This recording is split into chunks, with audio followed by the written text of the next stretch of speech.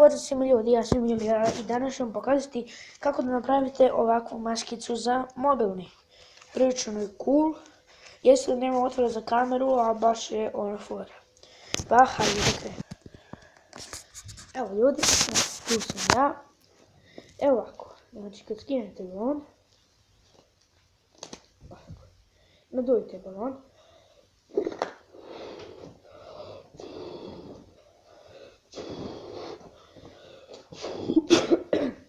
Izvinite. Znači balon treba da bude negdje ovoliki da bi to radilo. Znači neće svaki put da vam bude. Uzmite telefon i ovako pritisnite balon. I polako ispuštajte.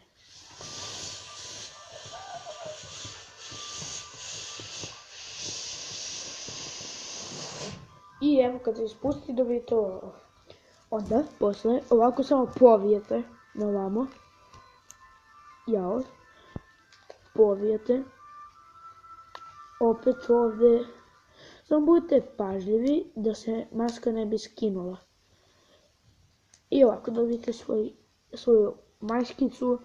Koliko košta jedan balon? 10 dinara. Dobili ste maskicu za 10 dinara. I što je dobro, vidite imate ovo. I može da se naduje. I kad padne, ništa neće vam bude. Evo, vidite kako se naduo, kad padne, ništa mu nije, balon ga sačuva. Što je super, da ispustimo.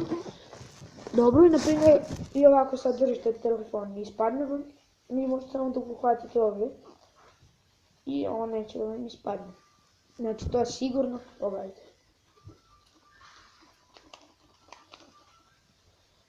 I znači tako, to bi bilo to za ovaj video, vidimo se u sljedećem, čao!